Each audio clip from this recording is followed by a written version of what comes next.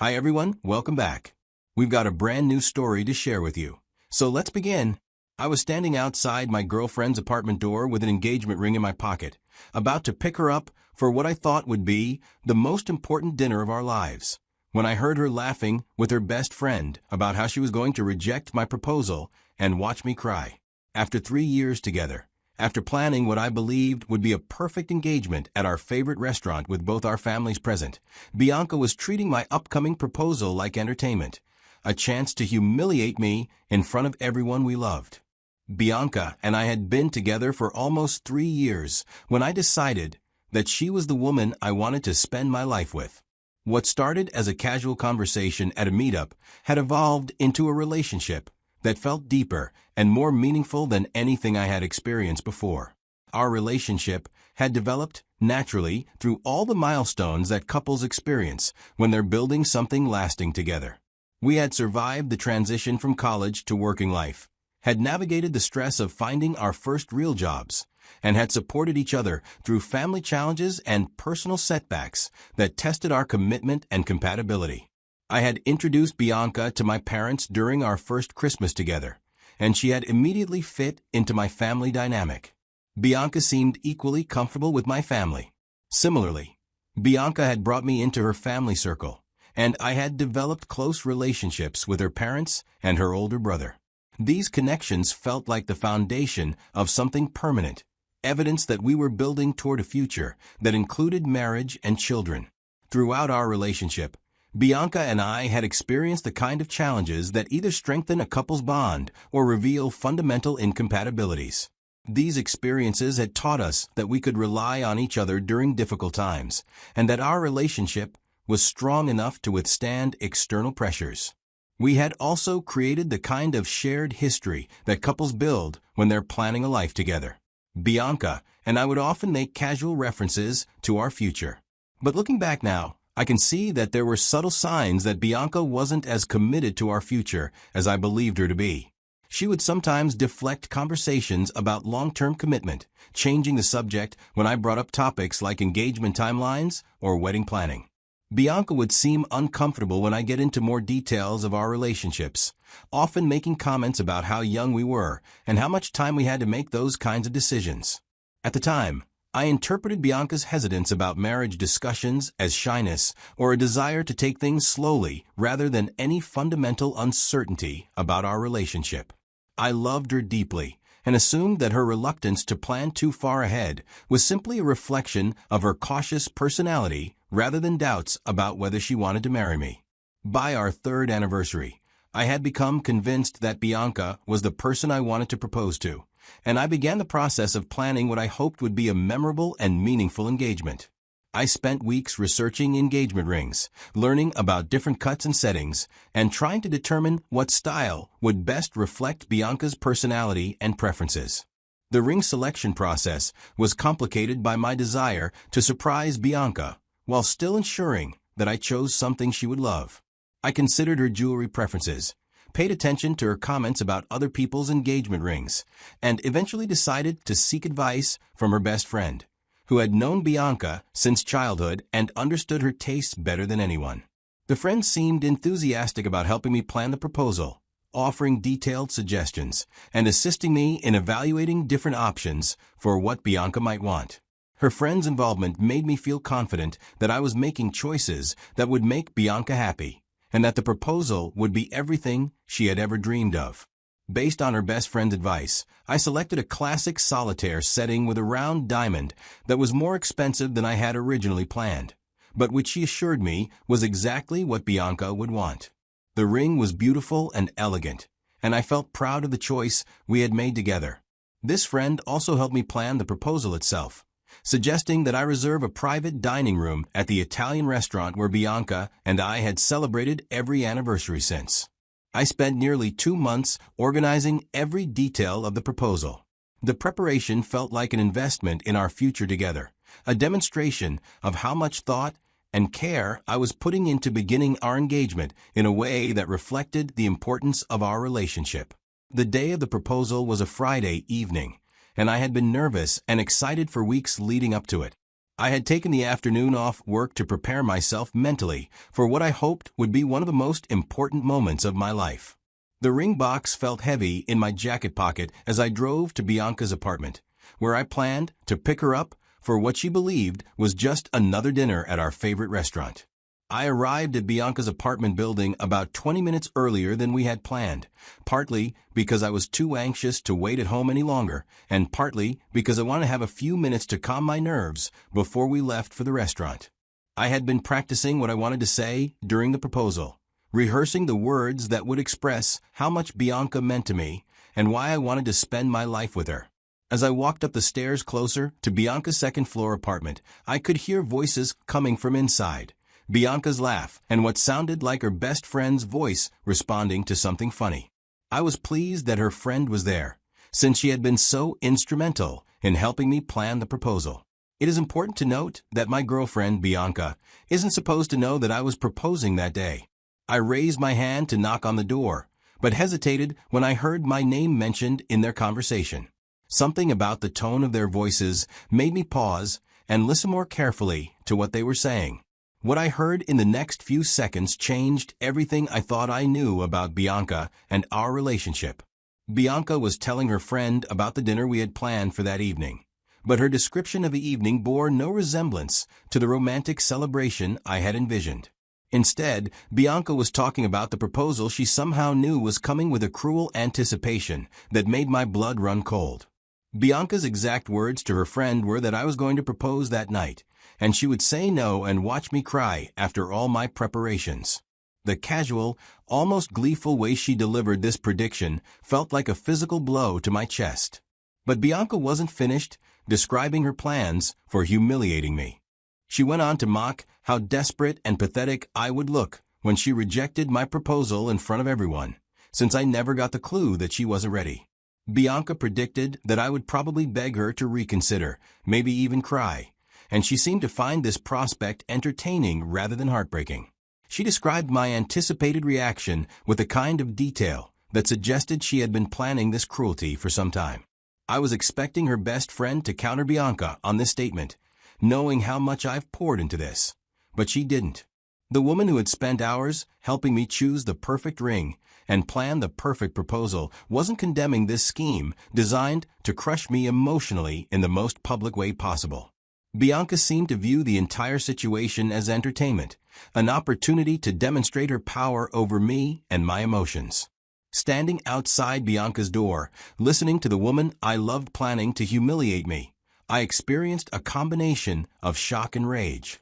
Every moment of tenderness we had shared, every conversation about our future, every expression of love and commitment instantly felt like a lie.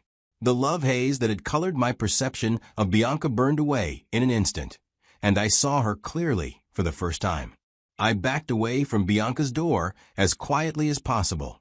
I made it to my car and sat in the driver's seat for several minutes, trying to process what I had just learned.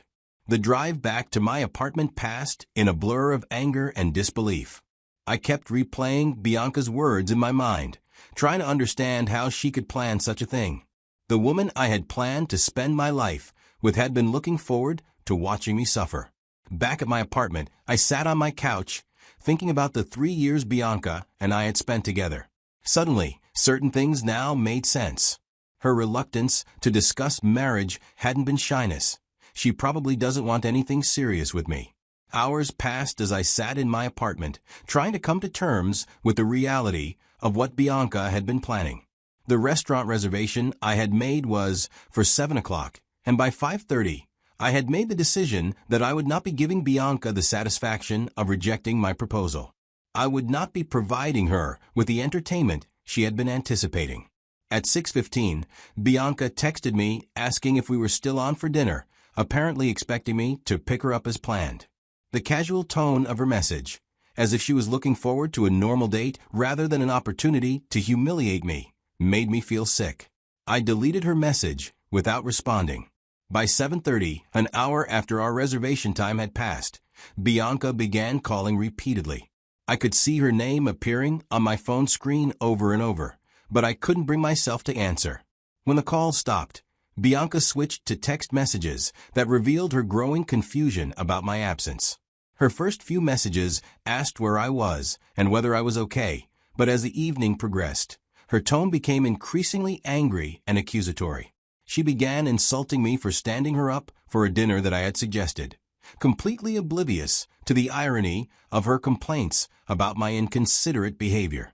The final text message Bianca sent that evening accused me of being selfish and immature, suggesting that I owed her an explanation for my disappearance. Reading her self-righteous indignation about being stood up when she had been planning to destroy me emotionally felt surreal. Bianca was probably acting angry that I had disrupted her plan to humiliate me. Around 10 o'clock, my phone rang with a call from her best friend, who was apparently trying to determine what had gone wrong with Bianca's carefully planned evening of cruelty. This time, I answered the call, curious to see how the woman who had helped me plan my own humiliation would try to explain her involvement. The friend asked what had happened to me that evening, pretending to be concerned about my welfare while fishing for information about why I hadn't shown up. She played the role of the worried friend perfectly, expressing concern that something terrible might have happened to prevent me from keeping my dinner plans with Bianca. I didn't hold back in my response to her fake concern. I told her exactly what I thought of someone who would help a man plan a proposal, while knowing that his girlfriend intended to reject it publicly and cruelly. I explained that she was a horrible person for participating in Bianca's scheme and for pretending to care about my happiness while actively working to destroy it. She tried to maintain her pretense of innocence, stammering that she didn't know what I was talking about and asking me to explain why I was so upset with her. But I had heard enough of her conversation with Bianca to know exactly what role she had played in planning my humiliation. I told Bianca's best friend that she had known all along that Bianca planned to reject my proposal, but had never opened up to warn me about what was being planned. I pointed out that she had spent hours helping me choose a ring for someone she knew would use it as an opportunity to hurt me, and that her participation in the deception was almost as cruel as Bianca's plan itself. By this point, she was stammering and struggling to find words that might wiggle her out of the impossible position she had created for herself.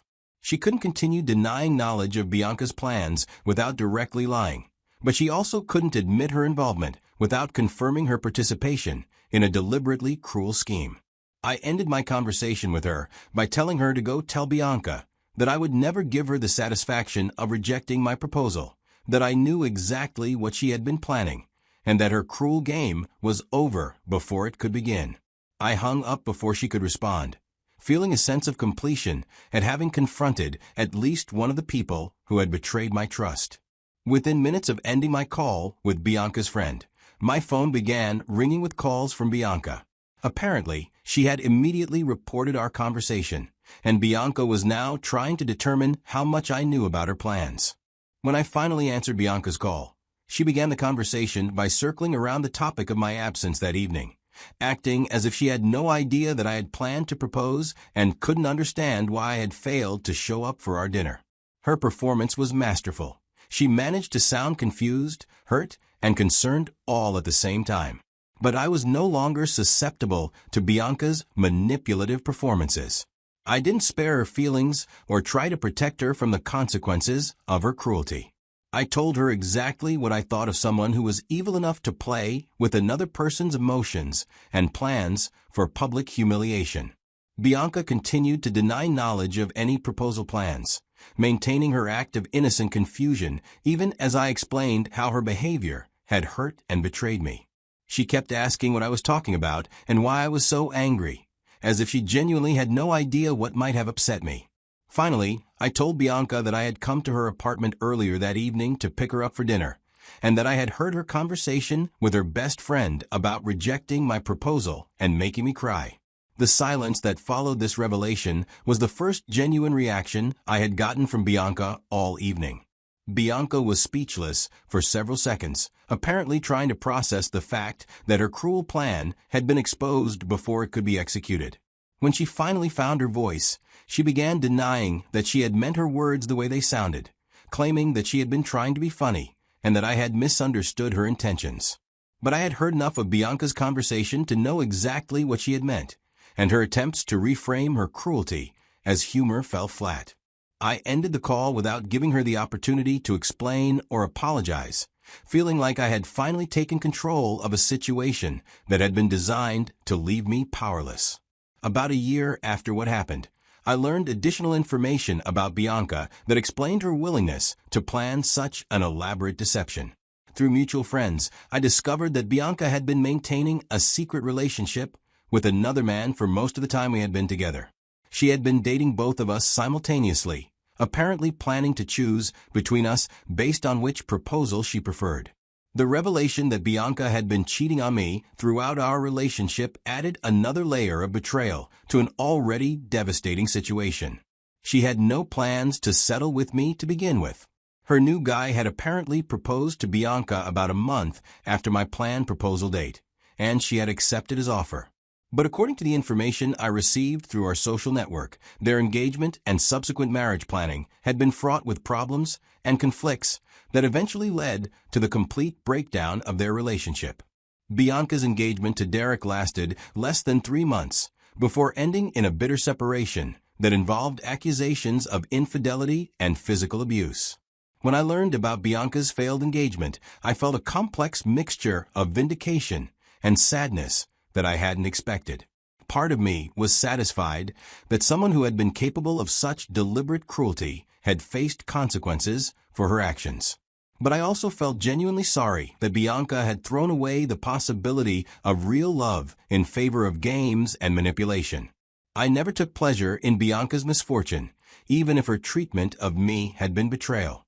But I also recognized that her relationship with her new man had likely been built on the same foundation of deception and manipulation that had characterized our 3 years together, making failure almost inevitable. The experience taught me valuable lessons about trust, authenticity, and the importance of paying attention to subtle warning signs in relationships. Bianca's mixed signals about commitment hadn't been shyness. They had been evidence of her fundamental dishonesty about her feelings and intentions. I learned to trust my instincts about people's behavior rather than making excuses for actions that made me uncomfortable. Most importantly, I learned that genuine love requires honesty and vulnerability from both partners, and that relationships built on deception and manipulation are ultimately unsustainable. The proposal that never happened became a turning point in my understanding of what I wanted in a romantic partner. I realized that I needed someone who was capable of a genuine emotional connection. Looking back on my relationship with Bianca, I realized that overhearing her cruel plan was actually a gift that saved me from years of additional deception and eventual heartbreak. Her words revealed her true character in a way that allowed me to escape before making a permanent commitment to someone who was fundamentally incompatible with my values and expectations about love. The experience also taught me about the importance of surrounding myself with people who share my beliefs about honesty, kindness, and mutual respect. Bianca's best friend's willingness to participate in Bianca's scheme showed me that not everyone who appears to be a friend actually has my best interests at heart, and that I needed to be more selective about who I trusted with important information. Most valuably, I learned that sometimes the most painful experiences provide the clearest insights into people's true characters, and that knowledge, however devastating, is ultimately more valuable than comfortable illusions. Bianca's cruelty hurt me deeply, but it also freed me from a relationship that was built on lies and manipulation. The proposal rejection that never happened became the foundation for a deeper understanding of what genuine love looks like. Thank you for watching.